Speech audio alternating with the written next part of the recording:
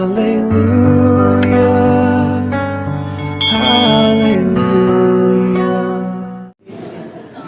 మాకు ఇచ్చిన గొప్ప కృపకై మీకు స్తుతులు స్తోత్రములు చెల్లిస్తూ ఉన్నాము తండ్రి. దేవ ఇదిగో నాయన ఈరోజు మీలో ఉన్నామంటే కేవలం నీ దయ నీ కృపని సంకల్పించాడు కనుక నాయన నీ మాటలు వినడానికి తండ్రి, నేను ఆరాధించడానికి ఇక్కడ వచ్చిన బిడ్డలందరికీ కూడా మీరు ఆరోగ్యం ఇచ్చి బలం ఇచ్చే శక్తిని ఇచ్చి మీరు నడిపించేవారు. ఈరోజు నీ ప్రియకుమారుడు యేసుక్రీస్తు ప్రభువు వారి యొక్క రక్తానికి సాదృశ్యముగా ద్రాక్షరసాన్ని, శరీరానికి సాదృశ్యముగా రొట్టెను తీసుకునిచుండగా తింటున్న మేమందరము కూడా తను తిరిగి వదిలేసే వారికి కాకుండా తండ్రి అది ఎందుకు తీసుకోవాలని గ్రహించి తీసుకుని నేను మహిమపరిచి మాకు అందరికీ దయచేయమని మా కొరకు త్వరలో రానియ్యండి. యేసుక్రీస్తు వైపు ఈ నామముని ప్రార్థన మనకి వేడుకొనిచున్నాము తండ్రి. ఆమేన్ ఆమేన్. ఇద్దరు ఉన్నారండి, అందరూ కూడా జాగ్రత్తగా కూర్చున్నాము. ఈ మాటలో మనం బైబిల్ గ్రంథంలో ఉన్నాము, ధ్యానిద్దాము. అయితే మరి ముఖ్యంగా దేవుడు మనకు అనుగ్రహించిన సమయంలో బహు జాగ్రత్త కలిగి దేవుని వాక్యం వినడానికి ప్రయత్నించేద్దాము అందరూ కూడా. గత వారంలో అపోస్తలుడైన పౌలు గారు ఎలా ఉంటే దేవుడు ఇష్టపడతాడు,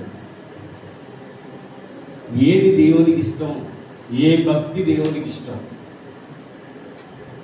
అనేది మనం ఆలోచించినప్పుడు పౌలు గారు చెప్పిన మాట ఏంటంటే,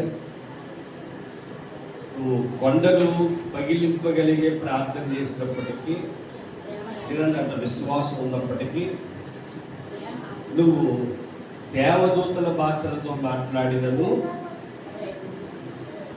మనుష్యుల భాషలతో మాట్లాడినను ప్రేమ లేని వాడినైతే వ్యర్థులనే. ఎంత గొప్ప భక్తి చేసినా ఆ భక్తి ప్రేమ లేనిదైతే భక్తి అంతా బూడిదలో పోసిన పన్నీరుగానే ఉంటుంది అని అపోస్తలుడైన పౌలు గారు పోయిన వారంలో మనతో మాట్లాడుతూ, ప్రేమ కలిగి ఉండుటకు ప్రయాసపడండి అంటే కష్టపడండి. ఒక మాట అన్నవాడిని ప్రేమించడం కష్టం, ఒక దెబ్బ కొట్టిన వాడిని ప్రేమించడం కష్టం. అలా ఎవరు నీ మీద నిందలు వేసినా, ఎవరు నిన్ను తప్పు పట్టినా మనం ఏం చేయాలట? ప్రేమించాలి. అంటే అలాంటి ప్రేమతత్వాన్ని నేర్పించేదే బైబిల్.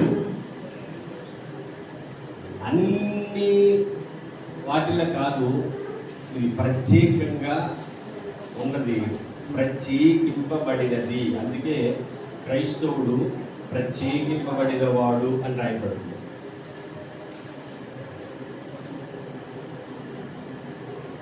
ఫస్ట్ మనం నేర్చుకోవాల్సింది ఏంటంటే ప్రేమను చూపించడం. అపోస్తలుడైన పౌలు గారు ఎంత గొప్ప ప్రేమను చూపించాడు అని మనం ఆలోచించినప్పుడు, తనని అనేక మంది అనేక రకాలుగా మాట్లాడినారు. ఆయన ప్రేమే చూపించేవాడు, ప్రేమనే పంచిపెట్టేవాడు. ఒకనొక టైంలో పౌలు గారిని అందరూ కూడా ఏమంటారంటే, ఇతను ఒక దెయ్యానికి సంబంధించిన వాడు, ఒక ప్రయాణంలో అంటే పౌలు గారు ప్రయాణం చేస్తూ ఉంటారు.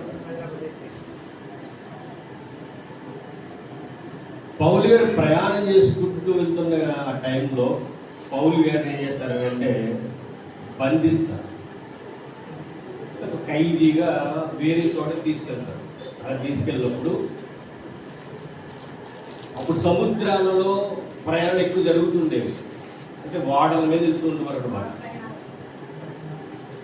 అలా వెళ్తూ ఉన్నప్పుడు ఆ వాడలో వెళ్తున్నప్పుడు వాడికి ప్రమాదం జరుగుతుంది. తుఫాను సముద్రంలో రేగుతుందన్నమాట. ఆ సమయంలో ప్రాంతానికి వెళ్ళిపడతారు వీళ్ళు. దీవి ఉంటుంది, దీవి మీద ఉన్నప్పుడు చలికాలంలో లేదా తినడానికి ఏమైనా వండుకోవడంలో మొత్తం పొలాన్ని వెలిగించినప్పుడు పొలాలకు వెళ్ళి పొలాలు వేసుకుంటుంటే ఆ పొలం నుంచి ఒక బాబు వచ్చి పౌలు గారు పట్టుకుంటుంది అనమాట. పట్టుకుంటే వెంటనే అంటారు, ఇతను ఏదో పాపం చేశాడు, తప్పు చేశాడు, కాబట్టి ఇక్కడున్న దేవత పాము రూపంలో వచ్చి ఆయన ఏం చేసింది, పాటేసేసింది, తప్పు చేశాడు. ఇలా ఎన్నో ఆయన్ని అన్నారు, కానీ ఎవరిని ఆయన ద్వేషించలేదు. వారికి అర్థమయ్యే రీతిలో దేవుని ప్రేమను చెప్పేవాడు, దేవుని ప్రేమను ఆయా ప్రజలకు పంచిపెట్టి చీకటిలో ఉన్న అనేక మందిని దేవునిలోనికి నడిపించేవాడు. అది పౌలు గారు చేసే సేవ. ఈరోజు మనం చేసే సేవ కానీ మనం చేసే భక్తి కానీ ఎందుకు పనికిరాదండి. అంటే అంత గొప్పగా వాళ్ళు దేవుని నమ్మేవారు, దేవునికి నచ్చిన బ్రతుకు బ్రతికేవారు. పౌలు గారి జీవితంలో కానివ్వండి, పేతురు గారి జీవితంలో కానివ్వండి, కొంతమంది భక్తుల జీవితాలలో వాళ్ళ భక్తి ఏంటయ్యా అని మనం ఆలోచించినప్పుడు ప్రేమ దేవుని వల్లరా వాళ్ళ భక్తి ఏంటంటే నా కొరకు ప్రాణం పెట్టి యేసుక్రీస్తు ప్రభు వారు బ్రతకమన్నట్టుగా బ్రతకడమే భక్తి. నాకు నచ్చినట్టుగా కాదు, నేను అనుకున్నట్టుగా కాదు, లేదా నాకు కావలసినట్టుగా కాదు, నన్ను రక్షించిన నా రక్షకుడైన యేసుక్రీస్తు ప్రభు వారికి నచ్చిన విధంగానే నేను బ్రతకాలి అనే నిర్ణయాలు తీసుకుని బ్రతికిన భక్తులు ఉన్నారు. మరి ఆ భక్తులను మనం మాదిరిగా పెట్టుకోవాలి. ఈనాటి భక్తుల గురించి నేను మాట్లాడట్లేదు. ఈనాటి భక్తులు పైకి భక్తులు, లోన ఏదో దాని పక్కన పెట్టండి. కానీ ఆనాటి భక్తులు పైన లోన ఒకటే. అలాంటి భక్తి జీవితం కలిగి ఉన్నారు. ఈ రోజు ఎక్కడ చూడండి, ఎవరు చూడండి, చెప్పేది ఒకటి, చేసేది మరొకటి. యేసుక్రీస్తు ప్రభు వారి గురించి పేతురు గారు లెటర్ రాస్తూ సంఘానికి ఒక మాట చెప్పాడు. ప్రేమ దేవుని వల్ల ఈరోజు కూడా మనకి ఎవరు నచ్చుతారా అంటే నటించేవాడే నచ్చుతాడు. మాటల్లో ఆ మాధుర్యం కావాలి తప్ప మాటల భావం ఎవరికి అవసరం లేదు. ఇక్కడ ఏం చెప్తున్నాడు పేతురు గారు లెటర్ రాస్తూ, మొదటిగా రాసిన మొదటి పత్రిక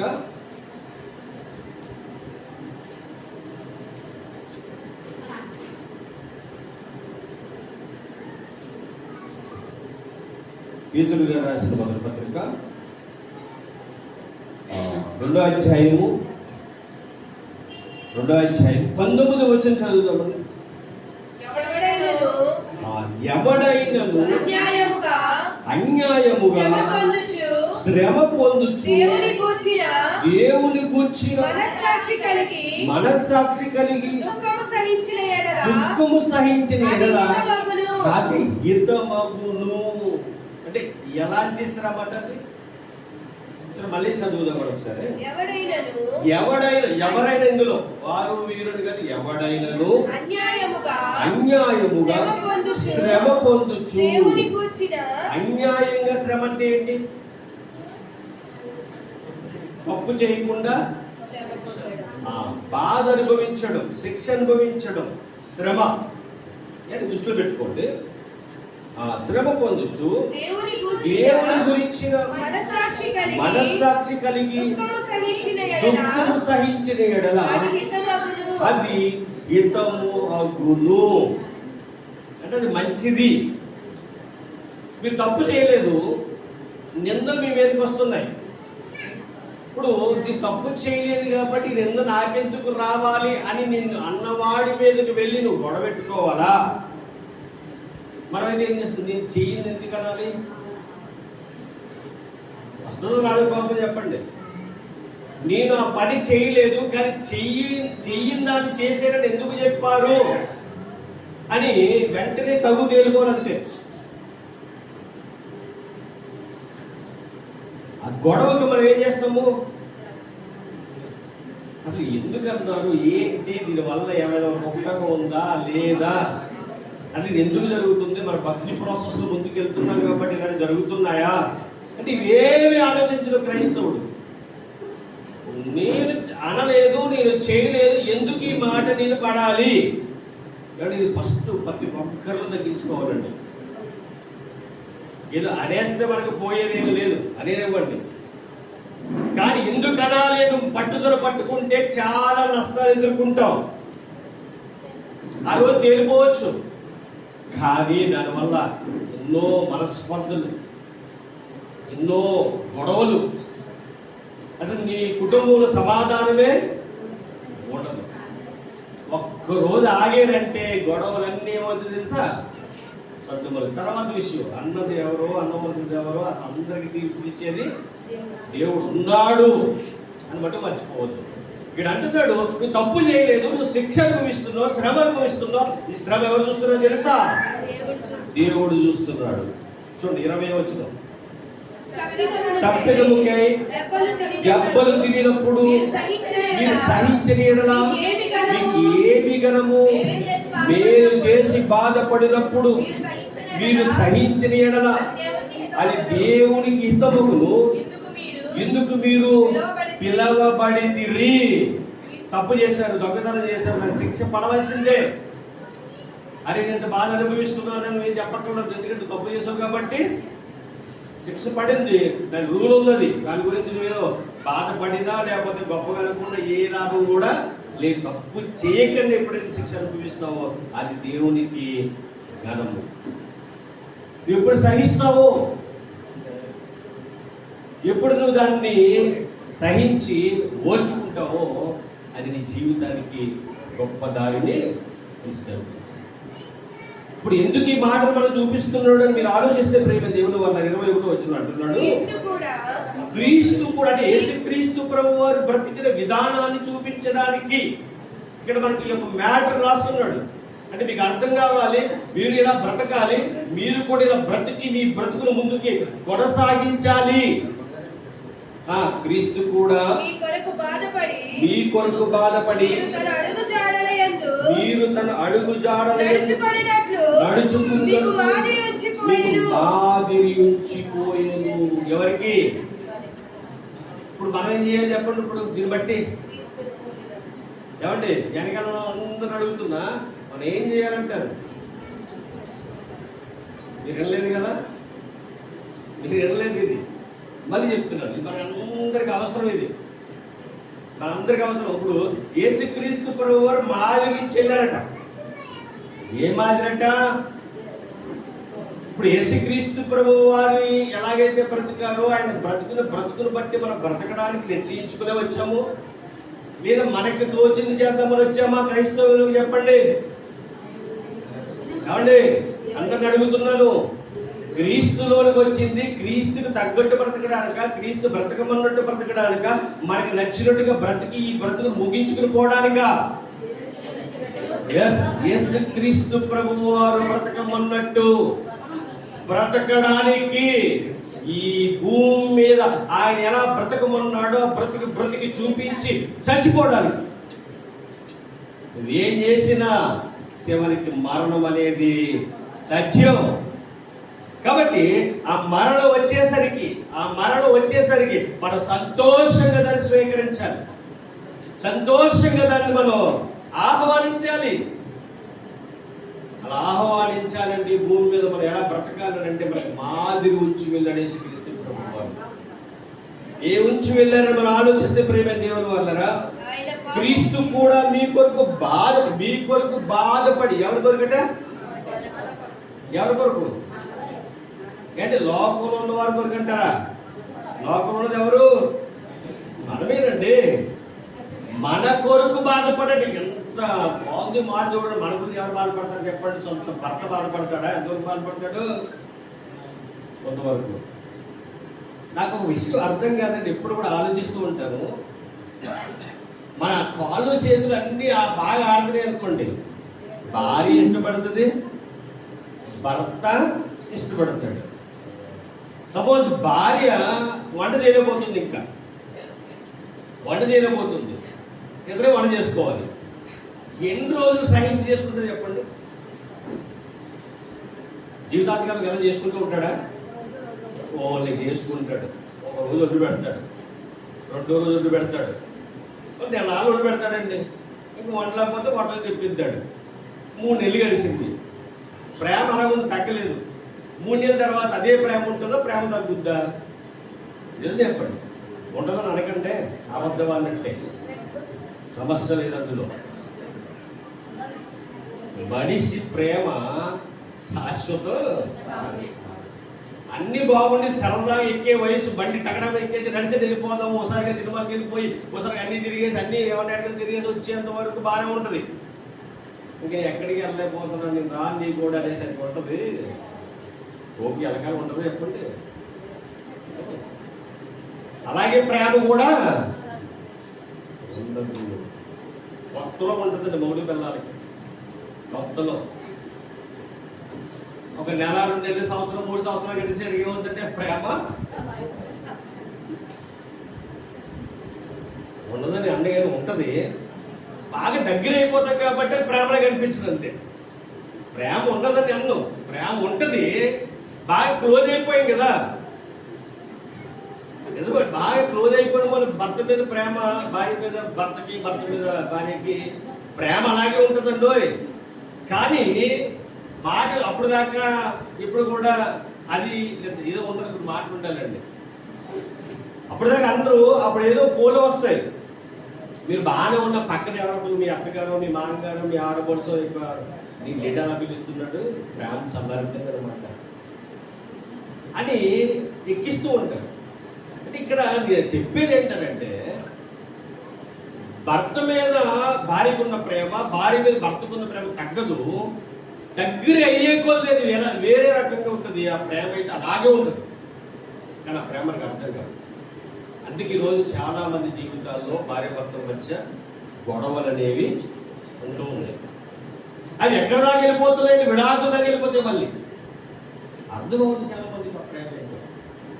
కానీ యేసుక్రీస్తు ప్రభు వారు వచ్చిన నాటి నుంచి మళ్ళీ లోకాన్ని విడిచిపెట్టి వెళ్ళి ఇప్పుడు పరలోకంలో ఉన్నప్పటికీ కూడా ఆయన ప్రేమ ఒకేలా ఉండే ప్రేమ. అదే శాశ్వతమైన ప్రేమ. ఆ శాశ్వతమైన ప్రేమ కలిగిన యేసుక్రీస్తు ప్రభు వారు ఏముంచెళ్ళారంటే భూమి మీద మనకి, మన కొరకు బాధపడి, మీ కొరకు బాధపడి. 21వ వచనం, క్రీస్తు కూడా మీ కొరకు బాధపడి మీరు తన అడుగు జాడల యందు నడుచుకున్నట్లు మీకు మాదిరి ఉంచిపోయేను. చూడండి, మాదిరి ఉంచిపోయిన, మాదిరి అంటే ఆయన బ్రతుకున్నట్టుగా మనం బ్రతకాలని అర్థం. ఈరోజు ప్రాముఖ్యంగా రక్షణ పొందుకున్న వారందరూ కూడా ఆయన శరీరాన్ని తింటారు, ఆయన రక్తాన్ని తాగుతారు. కాబట్టి ఈ విషయాన్ని జాగ్రత్తగా మనం ఆలోచించగలిగితే ప్రేమ దేవుని వాళ్ళరా అందరూ ఎలా ఉండాలి అంటే అంటున్నాడు, ఆయన పాపము చేయలేదు, ఆయన నోటి ఏ కపటము కనబడలేదు. ఆయన పాపం చేయలేదట, ఆయన నోట ఏ కపటము లేదట, కపటము లేని వాడై ఉండెను. ఇప్పుడు మనలో కూడా దేవుడు ఏం చేశాడంటే, యేసుక్రీస్తు ప్రభు వారు రక్తం కాచి, ఆ రక్తంలో అంటే బాప్తిస్మము ద్వారా మనల్ని కడిగి మనల్ని పరిశుద్ధులుగా, పవిత్రులుగా తీర్చిదిద్దితే, అంటే కపటము లేని వారిగా చేశాడు మనల్ని. ఒకప్పుడు కపటం ఉన్నవారమే, అంటే మనల్ని తెల్ల కాగితాలు చేశాడు మళ్ళీ. అంటే ఈ తెల్ల కాగితంలో ఉన్న మీ మనసుని మళ్ళీ మీరు ఏం చేసుకోకూడదట, మచ్చలు పెట్టకూడదట. అంటే చాలా జాగ్రత్తగా, అంటే ఎలా మీరు జాగ్రత్త బ్రతకగలరంటే మీకు మాదిరి ఎవరు కావాలి? యేసుక్రీస్తు ప్రభువారు కావాలి. ఇప్పుడు యేసుక్రీస్తు ప్రభువారు ఏ పాపము చేయలేదు, ఆయన నోట ఏ కపటము కూడా కనబడలేదు. ఇప్పుడు 23 ఆయన దూషింపబడి బదులు దూషింప. ఇది అందరూ అండర్లైన్ చేసుకోండి. ఏం చేశారంటే యేసుక్రీస్తు ప్రభువారిని దూషించారు. దూషించడం అంటే అవమానించడం, ఆ తర్వాత దెయ్యానికి అధిపతి అనడం, తాగు బ్రోతు అనడం, ఇంక చాలా మాటలు అన్నారండి. ఆయన ఏమి అంటే ఏ పాపము చేయలేదని రాయబడింది, ఆయన నోట ఏ కపటము కూడా లేదని రాయబడింది. కానీ ఆయన ఏం చేసేవారు? అందరూ కూడా దూషించేవారు, నిందలు మోపేవారు. మరి ఇప్పుడు దూషించిన వారిని బదులు మన లెక్క ప్రకారం చెప్పండి. ఇప్పుడు దూషించేవారు దూషించాలా వద్దా? ఇప్పుడు మనం ఒక తిట్టు తిట్టాడండి సపోజ్, ఇంకో తిట్టును తిట్టకపోతే మళ్ళీ ఏం చేస్తాడు ఒకనోడు మాట అంటాడు. కాబట్టి మీరు ఏమనాలి? ఆడి నోట రాకపోతే మరొక మాట మన నోట రావాలని చెప్పేసి ఈరోజు అనేకమైన మాటలు మాట్లాడుతున్నారు. దేవునికి ఇష్టమా? ఆలోచించండి ఒకసారి. నిజంగా నీ క్రీస్తుని మాదిరిగా పెట్టుకున్నాను అని ఒకవేళ నీకు తెలిస్తే, నీకు అర్థమైతే, ఆ భావం నీకు అర్థమైతే, నీ నోట ఏ తప్పుడు మాట రాకుండా జాగ్రత్త పడాలి. మనకి మాదిరి ఎవరు చెప్పండి? చూపిస్తారు. ఆయన మాదిరిగా పెట్టుకున్న ఆయన చూపిస్తారు మీకు. ముందు మనకు మాదిరి ఎవరుగా ఉండాలి? యేసుక్రీస్తు ప్రభువారు ఉండాలి. మరి యేసుక్రీస్తు ప్రభువారు మాదిరిగా పెట్టుకున్నారా మీరు? ఇంకా పెట్టుకోలేదు.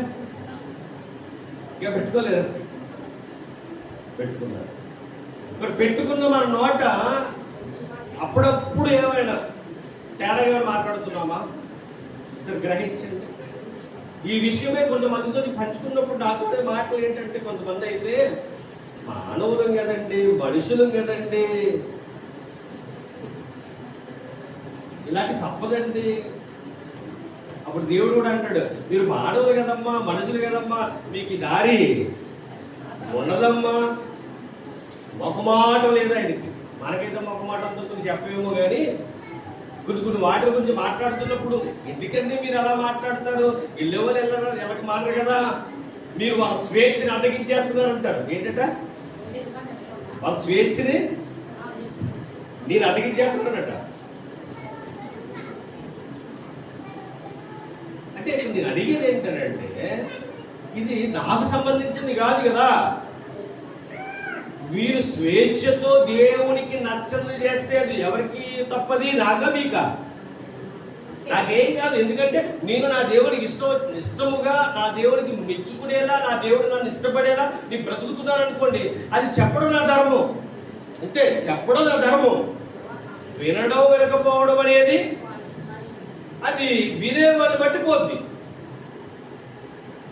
చెప్పే ఖచ్చితంగా మీరు వస్తారా రారా, రాకపోతే తెచ్చి కాలేకపోతా, ఇది నాకు సంబంధం లేదు. ఉన్నది ఉన్నట్టుగా చెప్పడం అనేది దేవుడు నాకు ఇచ్చిన బాధ్యత. ఒకవేళ బోధ నచ్చకపోతే, ఒకవేళ మేము అవే వెళ్తాం, అవే చూసుకుంటామంటే వాళ్ళ ఇష్టం, దేవుడు అది వారికి తీర్పిస్తాడు. కానీ నన్ను అడిగే మాట నన్ను అడుగుతాడు, నువ్వు ఎందుకు చెప్పలేదు, నీకు అధికారం ఇచ్చేదిగా. ఇంతమంది ఉన్నారండి, ఎంతమంది మీ ఎవరికి రాదో చెప్పడం, వచ్చి కూర్చో ఇక్కడ చెప్పండి, ఇంతకు చెప్పలేరు మీరు, వాకి చెప్పండి, చెప్పగలరు కదా.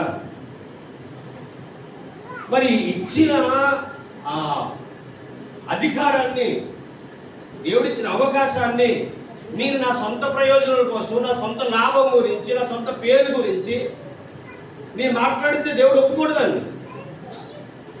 దేవుడు వెంటనే,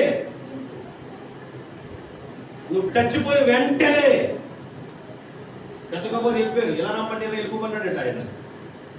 మళ్ళీ కూడా అలా అంటాడు, ఇంకా నీకు ఇది ఇక్కడ పని, ఇంకా మా పక్క వెళ్ళిపోమంటాడు అన్నమాట.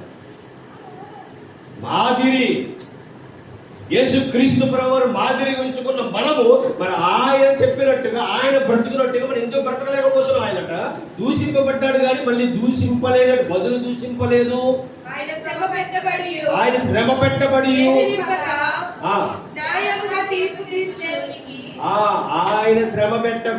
బెదిరింపగా న్యాయముగా తీర్పు తీర్చు దేవునికి తన్ను తాను అప్పగించుకునెను.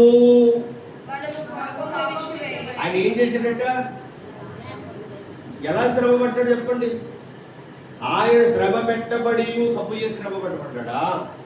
తప్పు చేస్తే కొరడాలతో కొట్టారా? తప్పు చేస్తే మేకులేసారా? తప్పు చేస్తే కొరడాలతో కొట్టి ఈడ్చేసారా? తప్పు చేస్తే పైన సిలువు, బరువైన సిలువు మారు పెట్టారా? ఏం చేశారు? ఆయన తప్పు చేశారా? లేదే. మరి తప్పు చేయకుండా ఇన్ని శ్రమలు ఎందుకు పడ్డాడు ఆయన? నా మీద ఎందుకు వేస్తారు? ఆయన ఏం తప్పు చేశారని అన్నారు కదా. ఆయన ఏమి మాట్లాడలేదు. పొడిచేసుకోండి, కొట్టేసుకోండి, మునగిరను పెట్టేయండి. ఇది ప్రతిదీ జరగాలి. ఇదిగో నా తండ్రి ప్రజలు, నా పిల్లలు, వారు నీతిమంతులుగా మారాలి అంటే నా రక్తపు పొట్టు ఏమవ్వాలి? మారాలి. అనుభవించి అనుభవించి అనుభవించి మన గురించి ఆయన ప్రాణం పెట్టాడు అని తెలుసుకున్న పౌలు గారు. ఇప్పుడు మనం వెళ్తామా వెళ్ళమని పక్కన పెట్టండి. ఇది తెలుసుకున్న పౌలు గారు తెలియక ముందేమో కొట్టాడు. ఎవరిని? యేసుక్రీస్తు ప్రభు వారినే కొట్టాడని చెప్పి యేసుక్రీస్తు ప్రభు అన్నారా లేదా? నీవు హింసిస్తున్న యేసుని అన్నాడు. అంటే చూడండి, పౌలు గారికి ఆ రక్తపు విలువ తెలియక ముందు, యేసుక్రీస్తు ప్రభు వారి ప్రాణత్యాలు తెలియక ముందు, ఆయన నామాన్ని ఎవరైతే ఉచ్చరిస్తారో ఉచ్చరించే ప్రతి ఒక్కరిని కూడా ఈడ్చుకుపోయేవాడట, శరసాల్లో వేసేసేవాడట. చివరికి వారిని బంధించాలి, దేశాలు దాటి వెళ్ళిన వారిని కూడా తీసుకొచ్చి జైల్లో పడేయాలని ఒక నిర్ణయం తీసుకున్నాడు. పత్రికలకు వెళ్ళిపోయాడు. పత్రికలకు వెళ్ళిపోయాడు. అలా వెళ్ళిపోగా దమస్కు అనే గేటు దగ్గర, దమస్కు అనే దేశం దాటిన తర్వాత గేటు దగ్గర వెళ్ళేటప్పుడు యేసుక్రీస్తు ప్రభు వారు దర్శించారు. దర్శించిన యేసుక్రీస్తు ప్రభు వారు పౌలు గారితో మాట్లాడడం మొదలు పెట్టాడండి. అప్పుడు ఇవన్నీ మీకు చెప్పేశాను. పౌలు గారు మాట్లాడడం మొదలు పెట్టిన తర్వాత ఆయనకున్న ఆ కళ్ళకు పొరలుగా ఉన్నవన్నీ మూతబడిన మనోనేత్రాలు ఏమయ్యేటప్పుడు ఎరవబడ్డాయి. ఈ మనోనేత్రాలను తెరుచుకోవడానికి ముందని ఏం చేశాడు తెలుసా? ఉపవాసం ఉండి ప్రార్థన చేశాడు. అంతకుముందు తెలియదు రక్తపు విలువ, ఇప్పుడు తెలుసుకున్నాడు. మనోనేత్రాలకున్న యొక్క కలుపుల పొర ఊడిపడ్డాయి, మనోనేత్రాలు తెరవబడ్డాయి. యేసుక్రీస్తు ప్రభువు రక్షకుడని ఒప్పుకున్నాడు, రక్షణ తీసుకున్నాడు. ఇంకా బయలుదేరాడు, దేవుని పరిచర్య ప్రారంభించాడు. అలా ప్రారంభించి పరిచర్య చేస్తూ ఉండగా ఆయన ఒక మాట అన్నాడండి. కొరింథీయులకు రాసిన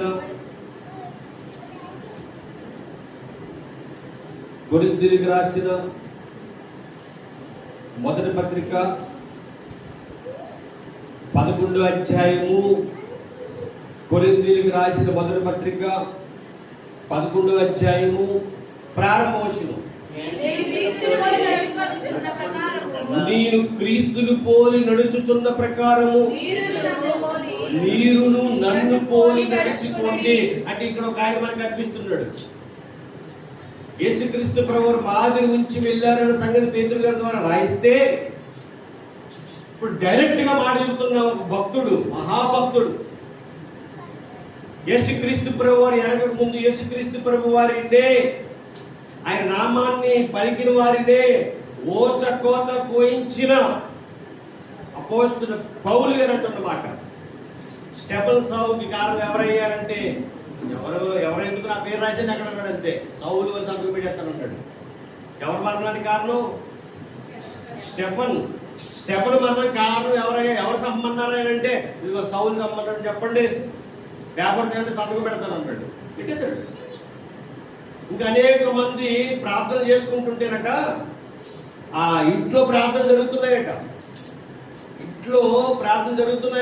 జరుగుతుంటే తలుపు కొట్టి ఎవరున్నారో అని అడగకుండా తలుపులు బద్దలు కొట్టి వెళ్ళి ఏం చేశాడట, పురుషులేమి స్త్రీలనేమి ఈడ్చుకుని వచ్చిన రాయబడి ఉంటుంది అక్కడ. అలాంటి పౌలు గారు ఆయన రక్తము విలువ తెలిసిన తర్వాత, తన గురించి ప్రాణం పెట్టిన యేసుక్రీస్తు ప్రభు వారి గురించి విన్న తర్వాత, ఆయన మాట విన్న తర్వాత, ఆయన నా కొరకు వచ్చాడు, నేను పాపిని తెలుసుకున్న తర్వాత, ఇక్కడ నన్ను రక్షించేవారు ఎవరు లేరు, నన్ను రక్షించేవాడు యేసుక్రీస్తు ప్రభు వారు ఒక్కరే, ఆయన రక్తంలో కడగబడితేనే నాకు రక్షణ, ఆయన రక్తంలో కడగబడితే నాకు మోక్షం, ఆయన రక్తంలో కడగబడితేనే నాకు పరలోకం అని ఎరిగిన పౌలు గారు ఎక్కడ ఎవడికి దాసోహం కాలేదు. ఈరోజు మనమైతే ఏ ఎండకి ఆగడు అంటే అర్థం కాదు. ఎండలో రకాలు ఉంటాయా? అందరూ చెప్తున్నారు తప్ప నేను అంటే అందరూ అంటాను, కానీ ఏ ఎండగా కూడదంటే అర్థం ఏంటి?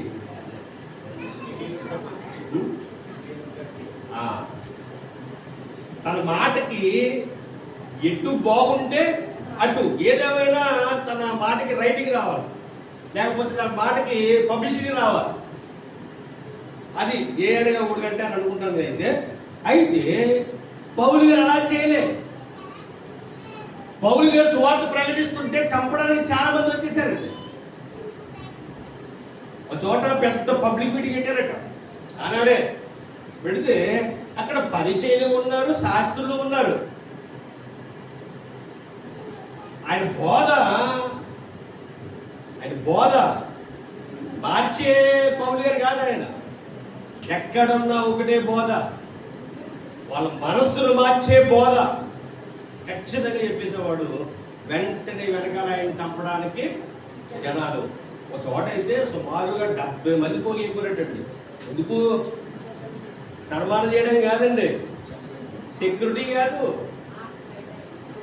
చంపేయడానికి. తగ్గేవాడు కాదు ఆయన, ప్రాణాన్ని లెక్క చేసేవాడు కాదు ఆయన. నా ప్రాణం పోయినా నా యేసు నామానికి ఏమి రావాలి? మహిమ రావాలి, ఘనత రావాలి. అలాంటి పౌలు గారండి ఆయన గురించి ఎందుకు ఇన్ని వారాలుగా చెప్పవలసి వస్తుందంటే, ఒక వ్యక్తి గురించి మరో వ్యక్తికి బతిమాలుతూ లెటర్ రాస్తున్నాడు. ఏంటి ఆయన స్థాయి? మీరు ఆలోచించండి. ఈ రోజు ఒక చిన్న స్థాయి వస్తేనే మనం ఎవరి ముందు తలంచాం, నాకంటే గొప్పోడు లేదు అని అనుకుంటాం మనం. ఇట్లా పౌలు గారి స్థాయి ముందు మన స్థాయి లెక్కేసుకుంటే కాలు కోటి కంటుకున్న బట్టి కూడా సరిపో. మనం వాళ్ళ భక్తి ఎక్కడ, మన భక్తి ఎక్కడ? ఈ రోజు నువ్వు చేసే భక్తి పెద్ద ఏం కాదు. అయినను దేవుడు ఎందుకు నువ్వు అలా క్షమిస్తున్నాడు అని అంటే ఆయనకి ఇష్టం. నువ్వు ఆయనకి కావాలి, నేను ఉన్నతమైన స్థాయిలో నిలబెట్టాలని దేవుడు చూస్తున్నాడు. పౌలు గారు అంటున్న మాట ఏంటి చెప్పంటారా? నీవు క్రీస్తుని పోలి నడుచుచున్న ప్రకారము మీరు నన్ను పోలి నడుచుకోండి అంటే అలా అంటున్నాడంటే దమ్ముంది అతనికి. ఆ మాట పలుకుతున్నాడంటే ఆ మాట ప్రకారం బ్రతికాడు. ఈ రోజు నీ పౌలు గారు బతుకుతున్నారని చెప్పడం గొప్ప కాదట. ఆయన అనుభవించిన శ్రమలలో నువ్వు కూడా ఏమై ఉండాలి? పాలివాడివై ఉండాలి. మాట అంటున్నాడంటే ఇతడు ఆయన ఏ శ్రమలైతే పడ్డారో ఆ శ్రమలు ఈయన కూడా పడ్డాడు. కోడాలతో కొట్టారండి ఈయన్ని. ఒకటి తక్కువ ఎన్నిసార్లు మర్చిపోయారు ఎంత? ఇక్కడే చూద్దాం. 2 కొరింథీ పత్రిక 2 కొరింథీ పత్రిక 11వ అధ్యాయము 2 కొరింథీ పత్రిక 11వ అధ్యాయం 24వ వచనం. యూదుల చేత 5 మారులు ఒకటి తక్కువ 4 దెబ్బలు తింటిని. ఎన్నిసార్లు?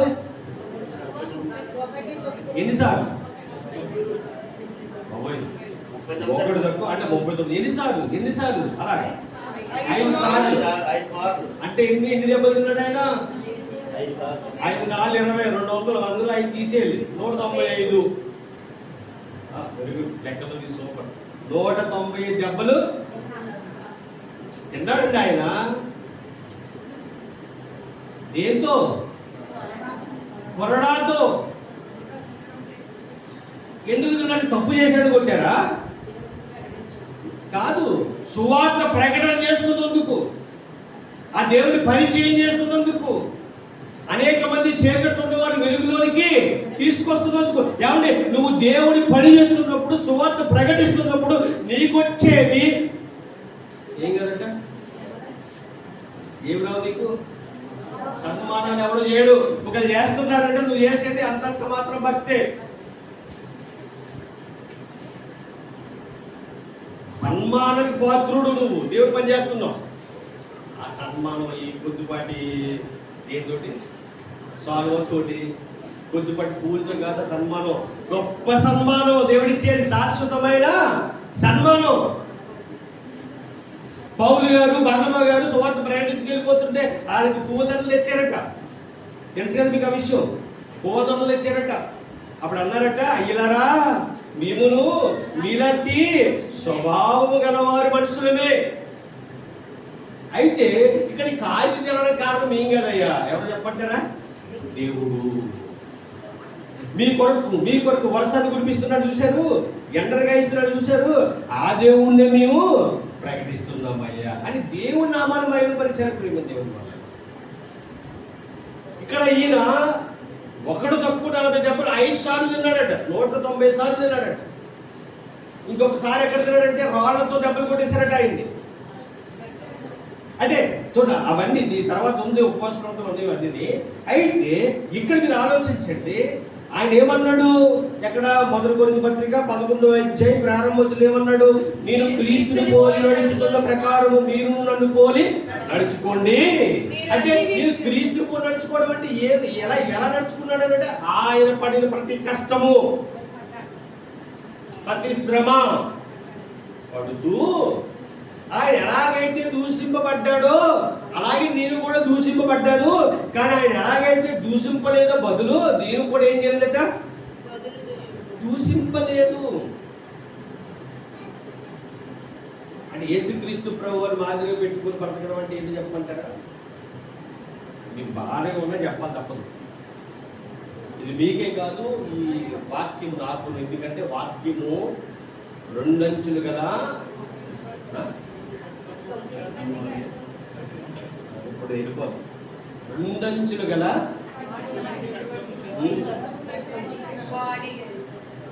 అక్కడే చిన్న మిస్టేక్ అవుతుంది. అంటే మిస్టేక్ మనం చేస్తాం, వాక్యం చేయదు.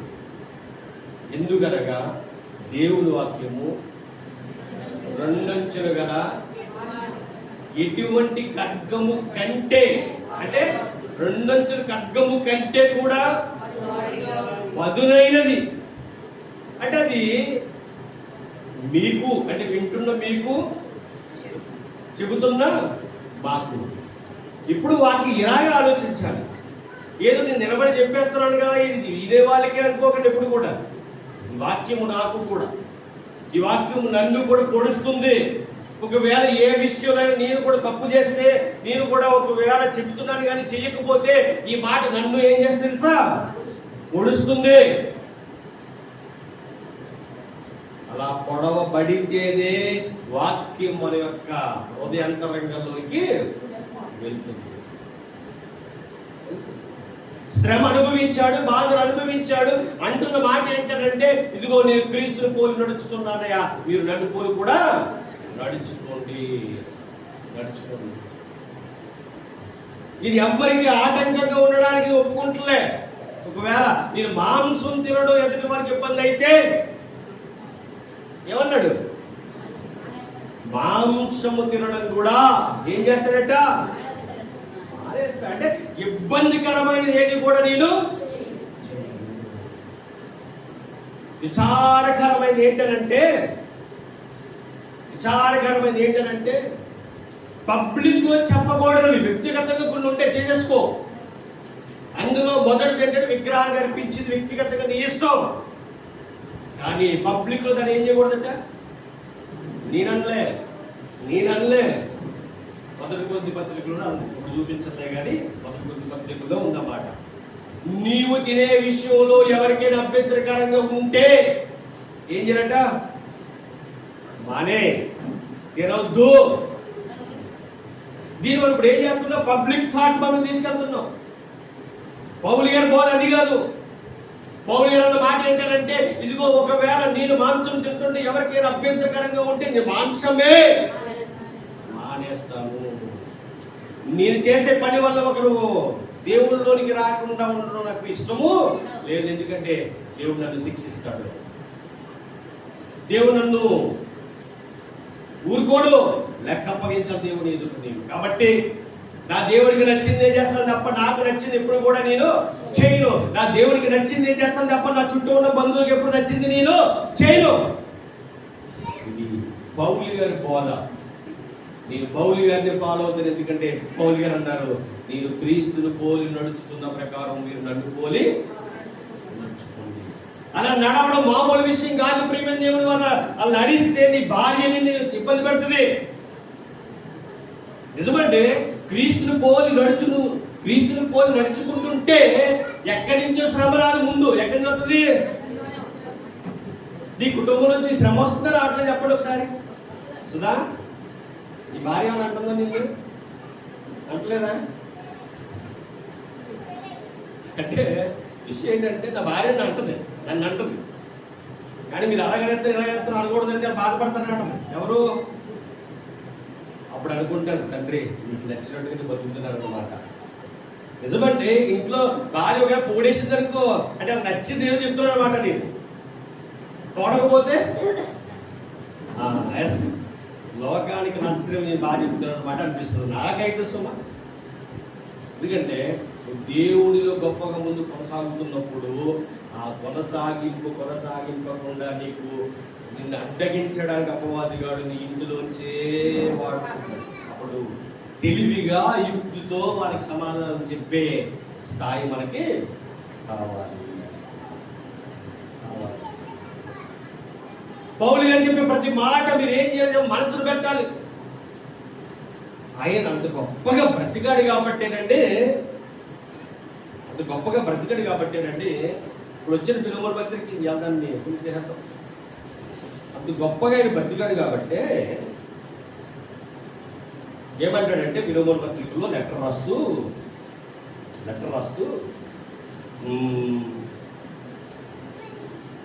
10వ వచనం ఫిలోమోను పత్రిక, కావున యుక్తమైన దాని గురించి నీకు ఆజ్ఞాపించుటకు క్రీస్తునందు నాకు బహుధైర్యము కలిగి ఉన్నను.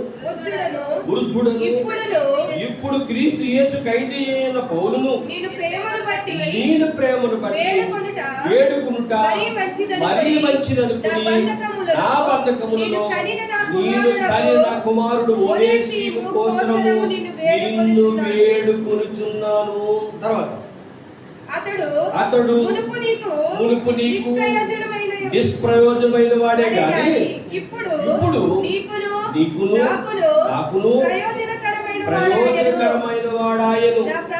నా ప్రాణము వంటి వాడైన అతనిని నీ యొద్దకు తిరిగి పంపి ఉన్నాను. నేను సువార్త కొరకు బంధకములలో ఉండగా నీకు ప్రతిగా అతడు నాకు పరిచారము చేయి నిమిత్తము నా యొద్ద అతన్ని ఉంచుకున్నవలెనని ఉంటిని గాని నీ ఉపకారము బలవంతము బలవంతము చేతనైనట్టు కాక స్వేచ్ఛాపూర్వకమైనదిగా ఉండవలెనని నీ సమ్మతి లేక ఏమీ చేయుటకు నాకు ఇష్టము లేదు. పౌలు గారిని మాట చూడండి, నేను చెప్పడానికి నీకంటే గొప్ప ఉండే.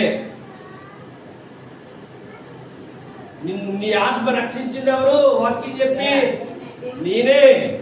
కాబట్టి నీకు చెప్పవలసిన అవసరం లేదయా, నేనేం చెప్తా అదే అనలేదా నువ్వు. ఎంత తగ్గించుకున్నాడంటే నీ ఇష్టం లేకుండా నేనేది కూడా చేయలేదు. ఇది తగ్గింపు జీవితం.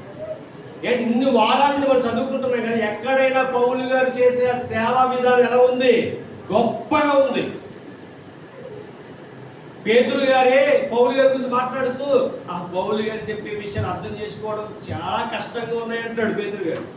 అంటే అంత గొప్ప సేవ చేశాడు పౌలు గారు. 14 పత్రికలు రాశాడు ఆయన, 3 ప్రయాణాలు చేశాడు ఆయన. ఆ ప్రయాణాలలో ఎన్నో దెబ్బలు తిన్నాడు, ఎంతో మంది ఎన్నో ఆత్మలు రక్షించాడు. అలా రక్షించిన ఆత్మల్లోనే ఈ యొక్క ఫిలోమోని ఆత్మ కూడా ఉంటుంది, వాళ్ళ సంఘం కూడా ఉంటుంది. అంటే అధికారం ఉన్నప్పటికీ కూడా అధికారాన్ని అక్కడ ఏం చేయట్లేదు, అతను ఉపయోగించుకుంటలే. రే నువ్వు నా దగ్గర కూర్చున్నావు కదా అనట్లేదు ఆయన. ఫిలోమోను నీ భక్తి గొప్పదయ్యా. ఏమంటే ఈ మాట చదువుతుంటేనండి, లేదా ఈ పత్రిక చదువుతుంటేనే మనం ఎంత తగ్గించుకోవాలో నేర్పించేస్తాం పౌలు గారు. ఎక్కడ ఒక తగ్గింపు మాట కూడా మాట్లాడకుండా ఎంత గౌరవంగా మాట్లాడుతున్నాడు చూడండి. మనకు నోరు ఉంది కదా అని ఇష్టం వచ్చిన మాట్లాడుతుంటూ అలా మాట్లాడకూడదు. నీ నోరు జాగ్రత్త. ఎవరైనా స్పీడ్ ప్రసంగ గ్రంథం 5వ అధ్యాయం 2వ వచనం, ప్రసంగ గ్రంథము 5వ అధ్యాయము 2వ వచనం, ప్రసంగ గ్రంథము 5వ అధ్యాయము 2వ వచనం. నీవు దేవుని సన్నిధిని అనాలోచనగా పలుకుటకు నీ హృదయము పొరపడనీయక. ఆగమ్మ ఒకసారి, నువ్వు ఎక్కడున్నావు? దేవుని మందిరములో. ఇప్పుడు దేవుని మందిరములో నీవు మాట్లాడుటకు ఏం చేయకూడదంటే నీ హృదయాన్ని త్వరపడని, అంటే పొరపాటుగా త్వరగా ఏమి మాట్లాడొద్దు.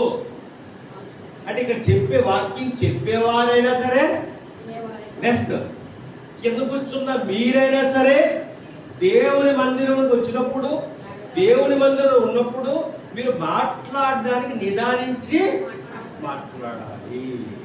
మీరు అనుకోవచ్చు, ఏమండి ఇది ఏదో చిన్న రేక్షిట్ చిన్న బిల్డింగే కదా, ఇది దేవుని మందిరం అంటారంటే దేవుని మందిరమే ఖచ్చితంగా, దేవుని మందిరమే ఖచ్చితంగా.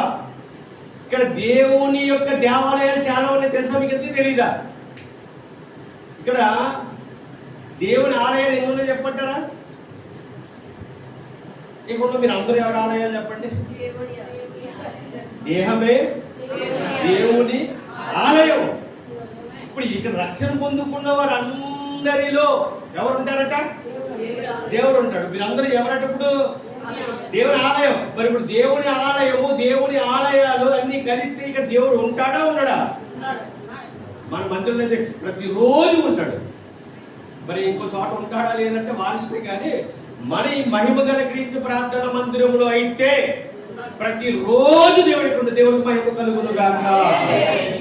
ఎవరు ప్రార్థన చేసినా, ఎవరు ఏం అడిగినా, ఎవరికి ఎన్ని సమస్యలు ఉన్నా మోకరించి ప్రార్థన చేస్తే ఆ ప్రార్థన వల్ల వాళ్ళ హృదయాలను తెప్పరగా చేసే దేవుడు మన దేవుడు, ప్రేమ దేవుడు. వాళ్ళ గొప్ప దేవుడు అండి, ఉన్నతమైన కార్యాలు చేసే దేవుడు. మీరు అనుకుంటున్నారు, ఇక్కడున్న మీరు అనుకుంటున్నారు, ఇక్కడున్న మనకే కాదండి, విదేశాల్లో ఉన్న వారి కొరకు ప్రార్థన చేసినా వారికి అక్కడ మార్గాలు దేవుడు తెలుస్తున్నారు. దేవుడు నామానికి మహిమ కలుగును గాక. ధైర్యంగా చెప్పడానికి కారణం ఏంటంటే వారు చెబుతున్న సాక్ష్యాలు, వారు వింటున్న వాక్యం. ప్రతిరోజు ఇక్కడ ఉదయం చెప్పబడే 15 నిమిషాల వాక్యమైనా విదేశాల్లో ఉన్నవారు వింటే వారి యొక్క హృదయాలు తెప్పరెళ్ళి వారు ధైర్యం తెచ్చుకుని దేవుడు మాతో మాట్లాడాడు అని వారు చెప్పి, ఈరోజు దేవుడు నాకు మాట్లాడడానికి ఒక బలాన్ని ఇచ్చాడండి, ఇదిగో నా కుటుంబంలో అవ్వాలనుకుంది, ఈరోజు ప్రార్థన చేసుకోగా ఈ వాక్యం వినగా దేవుడు గొప్ప కార్యం చేశాడని సాక్ష్యాలు నిలబడుతున్నాయి. అంటే ఇది ఇక్కడికే పరిమితం కాదు, ఎక్కడైనా దేవుడు కార్యము చేయగా. అదే ధైర్యం అండి. ఈరోజు అందుకే తప్పుడు బోధలకు ఒప్పుకుంటలేదు. ఎందుకు చెప్పంటారా? తప్పుడు బోధ చేయడానికి వీలు లేదు, తప్పుడు బోధ చెబితే అది వినడానికి కూడా వీలు లేదు. ఖచ్చితమైన బోధ. ఎందుకు మాట్లాడుతున్నానంటే నీ వల్ల, నీ తిండి వల్ల ఒక ఆత్మ నశించిపోవడానికి వీలు లేదు. ఒక మాట చెప్తున్నా వినండి. దేవునికి నచ్చని పని చేయడం అనేది దేవునికి అసహ్యకరం. దాన్ని ఎలా పోల్చాడు చెప్పంటారా? బాధపడకండి. ఎలా పోల్చి చెప్పంటారా? వ్యభిచారం అని పోల్చాడు. ఈ విగ్రహాల దగ్గర తినే విషయంలో మాట్లాడుతూ అదొక వ్యభిచారం, యెజబెలు బోధ. ఇంకా అసలు వద్దన్న దాన్ని మనం ఎక్కడ తినాలో ఎక్కడ తినకూడదు బోధ మనకి ఎందుకు చెప్పండి? అది తినకపోతే బతకలేమా? అది తినకుండా ఉండలేమా? దేవుని బోధకు వ్యతిరేకమైన బోధ చేయడానికి వీలు లేదు, తినడానికి వీలు లేదు, వినడానికి వీలు లేదు. అది నువ్వు నీలో ప్రవేశించడానికి వీలు లేదు. ఆలోచించిన ప్రేమ దేవుడు మాట్లాడు. దేవుడు మనందరితో మాట్లాడి చెప్పంటారా? మీరు నా మాటకు లోబడండి, మిమ్మల్ని ఉన్నత స్థాయిలో పౌలు గారు అంటున్న మాట అదే. ఇక్కడ చెబుతున్నాడు ఆయనతో, నాయన నీ గురించి విన్నానయ్యా, నువ్వు చాలా గొప్పగా బతుకుతున్నావు, దేవుని విషయం గొప్పగా బతుకుతున్నావు. అయితే ఒక విషయం, నీ బంధుకులో ఉన్నాను, నేను ఆల్రెడీ ఉద్దున్న అయిపోయాను, నాకు పరిచయం చేయకుండా కావాలి. అది నిన్ను పిలిస్తే నీకు లెటర్ రాస్తే నువ్వే రావాలి ఎక్కడైతే. కానీ నీ దగ్గర నుంచి వచ్చి నేను ఒనేసి ఉంచుకోవచ్చు. కానీ ఇతడు నీ దగ్గర ఉన్న మనిషి, నీ దగ్గర దాసుడిగా ఉన్న మనిషి, ఆ మనిషిని నా ఇష్ట ప్రకారం ఉంచుకోవడం నాకు ఇష్టం లేదు, నీ ఇష్టం లేకుండా ఉంచుకోవడం నాకు అసలు ఇష్టం లేదు. కాబట్టి అతన్ని నీ దగ్గరికి పంపిస్తున్నాను. అయితే ఒక విషయం చెప్తున్నాను, జాగ్రత్తగా విను అని చెప్పి అనుభవంతో చెబుతున్న మాట ఏంటంటే 15వ వచనంలో, అతడిక మీదట దాసుడుగా ఉండక దాసుని కంటే ఎక్కువవాడుగాను ప్రియ సహోదరుడుగాను విశేషముగా నాకును శరీర విషయములో ప్రభు విషయములో మరి విశేషంగా నీకును ప్రియ సహోదరుడుగాను నీ యొక్క ఎల్లప్పుడు ఉండేటికే కాబోలు అతను కొద్ది కాలము నిన్ను ఎడబాసి ఉండెను. పిలువను కృషి చిత్తం జాతకు మీరు కోపడుతున్నావు. ఇతను నీ దగ్గర ఏదో తప్పు చేసి పారిపోయాడు. ఆయన పారిపోవడం కారణం ఏంటంటే ఇతను మారడానికేనయ్యా. నీ దగ్గర నుంచి తప్పు చేశాడు కాబట్టి పారిపోయినా వెళ్ళిపోచ్చాడు, లేకపోతే రాడు కదా. వచ్చాడు, మారాడు, మళ్ళీ నీ దగ్గరికి పంపిస్తున్నాను. కాబట్టి నువ్వు ఇతను చేర్చుకో, నువ్వు చేర్చుకో. తర్వాత మాట, అతడు నీకు ఏ నష్టమైన కలగ చేసిన ఎడల నీకు ఏమైనా రుణమున్న ఎడల అది నా లెక్కలో చేర్చుకో. మాట అన్నాడండి. ఎవరంటే మాట చెప్పండి. ఇదిగో పిలువను, ఇతనికి ఏ నష్టం చేయడం తెలియదు, కానీ ఏ నష్టమైన డబ్బు రూపమైన, ఇంకో రూపమైన, వస్తు రూపమైన, ఏదైనా దాని డబ్బు ఎంతైతే అంత. ఎవరు చెప్తారని చెప్పండి? ఈరోజు ఏ ఆత్మీయుడు చెప్తాడు చెప్పండి? ఏ ఆత్మీయుడు చెప్తాడు? ఏమంటారంటే, ఎవడో అప్పుడు వచ్చాడు అనుకోండి, బాగా దేవుడితో సమావేశం చేసినోడు ఎవడో వచ్చాడు అనుకోండి, వాడి గురించి పక్కోడు పలానా తమ్ముడు పలానా వస్తున్నాడు అని అన్నారు అనుకోండి. నేను ఏం చెప్పాను రా, ఇది ఆత్మీయత కాదు. దాన్ని ఏమంటారు చెప్పంటారా? వేరే మాట అంటారా? మాట మనోడంటే. కానీ ఆత్మీయులు ఏమంటారు తెలుసా? రాణి కూర్చోబెట్టండి, ప్రార్థన చేద్దాం, మన చేతైన సహాయము చేద్దాం. వద్దు లేరని చెప్పమంటే దాన్ని ఏమనాలి? దేవుడు ఒప్పుకోని పని ఎక్కడ జరుగుతుంది. అతను నీకు ఇవ్వాలయ్యా, ఎలా ఇవ్వాల్సినా పర్లేదు, ఎంత డబ్బైనా పర్లేదు, నా లెక్కల్లో వేసే, అది నేను నీకు ఇత్తును. పౌలు ఎంత గొప్పగా మాట్లాడుతాను. తర్వాత ఎంత చూడండి సార్. పౌలును నేను 19 అందరూ చూడు. పౌలును నేను నా స్వహస్తముతో ఈ మాట రాయిచున్నాను, అది నేనే తీర్తును.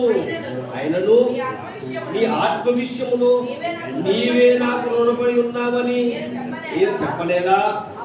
అవును సహోదరుడా, ప్రభునందు నీ వలన నాకు ఆనందము కలగనిమ్ము. క్రీస్తునందు నా హృదయంలోకి విశ్రాంతి కలిగి చేయము. నేను చెప్పిన దానికంటే ఇవి ఎక్కువగా చేతువని ఎరిగి నా మాట ఇందువని నమ్మి నీకు రాయిచున్నాను. ఎవరు రాస్తున్నారట? పౌలుగా రాస్తున్నారు. వివరంగా ఇవన్నీ రాసి మడత పెట్టి ఎవరు చేతికి ఇచ్చారట? ఓనేసేపు చేతికి ఇచ్చాడు. ఓనేసేపు చేతికి ఇచ్చి ఈ ఉత్తరం పట్టుకెళ్ళి ఎవరికి ఇవ్వాలి? ఫిలోమోనుకి. ఇప్పుడు ఫిలోమోను ఉత్తరం తీసుకుని చదువుతున్నాడు. ఎవరిని ఎదురుకుండా పెట్టి? ఓనేసేపు ఎదురుకుండా పెట్టి. ఇప్పుడు ఉత్తరం చదువుతుంటే ఫిలోమోను కళ్ళంటే నీళ్ళు వస్తున్నాయి. అందుకని నా ఆత్మను రక్షించిన నా ఆత్మీయ తండ్రి అంటే నన్ను అధికారంతో ఇది చెయ్యండి, ఇది చెయ్యాలి. అలాంటి నా తండ్రి తగ్గించుకుని ఈ లెటరు ఎంత తగ్గించుకుని రాస్తున్నాడంటే నేను ఇంకెంత తగ్గించుకోవాలో అనుకున్నాడు. ఎవరండి? అంటే నీ ఆత్మీయ స్థితిని బట్టి నీ దగ్గర ఉన్నవాడైనా, నువ్వు రక్షణించిన వాడైనా ఏం చేస్తాడట? తగ్గించుకుంటాడు. నువ్వు తగ్గించుకోకపోతే నీతో పాటు నువ్వు తగ్గించుకుంటారా? నా ఆత్మీయ తండ్రిని తగ్గించుకోవడం దీనేంటి అని ఇప్పుడు సోషల్ మీడియాలో కానివ్వండి, యూట్యూబ్లో కానివ్వండి, ఎవరైతే ఆత్మీయ తండ్రులు ఉంటారో వాళ్ళ గురించి ఎవరు తప్పుగా మాట్లాడితే నా బూతులు మాట్లాడుతూ వీడేస్తున్నారు. అంటే ఏమి లేదంటే ఒకరి దగ్గర ఆత్మీయ తండ్రి దగ్గర లేదు, ఇక మిగతా వాళ్ళు ఎందుకు ఉంటాయి? కానీ ఈ ఆత్మీయ తండ్రి దగ్గర ఏముందట? తగ్గించుకునే మనస్తత్వం ఉంది. అది విన్న ఫిలోమోను ఆ లెటర్ చదువుతూ లెటర్ తెచ్చిన ఒనేసిముని ఏం చేశాడు తెలుసా? అద్దుకున్నాడు. ఒనేసిముని ఫిలోమోను చేర్చుకోవడానికి కారణం ఎవరు చెప్పండి? ఇప్పుడు పౌలు గారి యొక్క ప్రవర్తన, పౌలు గారి యొక్క బ్రతుకు. కాబట్టి ఈరోజు అలా ఎవరు బతకాలని చెప్పండి? తగ్గించుకుని చెప్తున్నారు. తగ్గించుకుని బ్రతుకు మనం బతకగలమా? మనకంటే బాగా లేవరు వచ్చి మన దగ్గర ఏమైనా అడిగారు అనుకోండి, వాళ్ళకి లోబడి మనం బతకగలమా? వాళ్ళు అడిగింది మనం ఇవ్వడానికి సిద్ధపడగలమా? లేకపోతే లేనివాడు కాదని చెప్పేసి వాళ్ళకి కిందపరిచి మాట్లాడేవారిగా ఉన్నామనుకోండి, దేవుడు ఒప్పుకుంటాడా? వాడు నీకంటే చిన్నోడైనా, వయసు విషయంలో, ధన విషయంలో నీకంటే చిన్నోడైనా ఎలా ఉండాలట? గౌరవంగా ఎదుటి వాడికి విలువిస్తే ఆ విలువ వాడికి ఇచ్చినట్టు కాదు, ఎవరికి ఇచ్చినట్టు విలువ? దేవుడికి ఇచ్చినట్టు.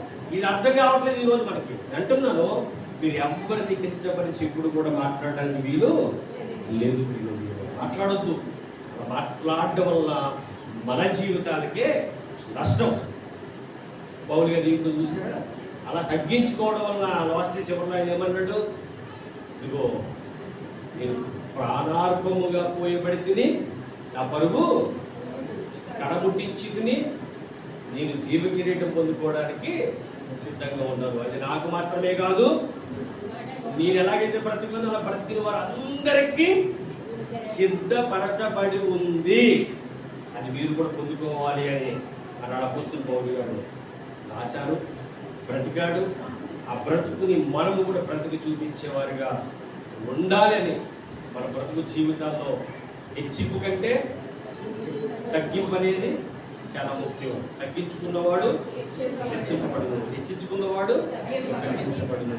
ఇది దేవుడు చెప్పిన మాట ఎప్పటికైనా నెరవేరి తీరుతుంది కనుక అందరూ కూడా తగ్గించుకుని బతకడానికి ఎక్కువ ఇష్టపడదాము. తగ్గించుకుని బ్రతుకులో ఎంతో ఆనందం ఉంది, సంతోషం ఉంది. ఆనందం సంతోషము మీ కుటుంబాలన్నిటికీ దేవుడు నిండుగా దయచేయుగాక.